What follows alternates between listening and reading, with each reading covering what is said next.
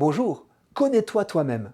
Derrière cette célèbre maxime antique se cache un constat, il est plus difficile de s'évaluer soi-même que d'évaluer ce qui nous est extérieur.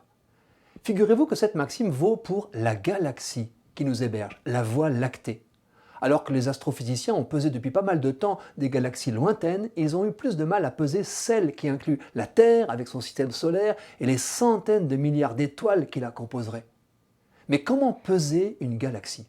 Sans entrer dans les données qui me passent au-dessus de la tête, on obtient la masse d'un corps céleste à partir de la vitesse de rotation de ses satellites. En observant le mouvement d'une petite masse, par exemple une planète, en orbite autour de l'étoile, il est possible d'en déduire la masse de l'étoile. On compte combien de temps le satellite met pour faire un tour, on mesure la distance entre les deux corps célestes et le tour est joué. Un calcul mathématique remplace la balance. Or voilà qu'on pense enfin connaître le poids de notre galaxie. Depuis 10 ans, le télescope Gaïa a collecté les trajectoires de 1,8 milliard d'étoiles.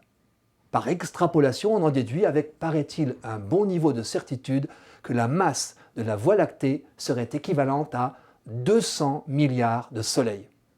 Patatras. Ce résultat est une énorme surprise. Notre galaxie serait 5 fois plus légère que ce que les scientifiques prévoyaient. Pour eux, cette découverte est source d'excitation plus que de désillusion, car elle suggère un mystère à élucider. Ce qui est surtout remis en cause, c'est ce que l'on pensait de la fameuse matière noire.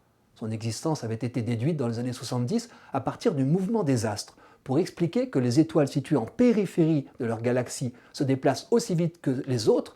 On avait conclu à l'existence d'une matière noire formant autour des galaxies un halo à la fois invisible et très lourd, pesant 6 fois plus que leur matière visible. Mais voilà qu'on se retrouve devant une spécificité de notre Voie lactée. Ces étoiles périphériques se déplacent bien moins vite que les autres.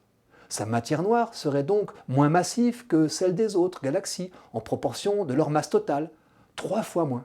Nous sommes dans le domaine de la science. Il est très dérangeant pour un astrophysicien d'envisager que des lois physiques puissent ne pas être universelles. En ce domaine, l'exception ruine la règle. Peut-on penser que notre Voie lactée est spéciale, qu'elle aurait un statut différent des autres au cœur de l'univers visible et invisible? Ce serait revenir à une pensée géocentrique, aujourd'hui dépassée. La légèreté, toute relative, de la Voie lactée plonge donc la communauté scientifique dans un abîme de perplexité. Cherchez l'erreur. On se serait trompé dans le calcul de la masse des autres galaxies. Quoi qu'il en soit, derrière l'erreur probable ou l'exception improbable, quelque chose d'essentiel est à découvrir, quelque chose de certainement surprenant.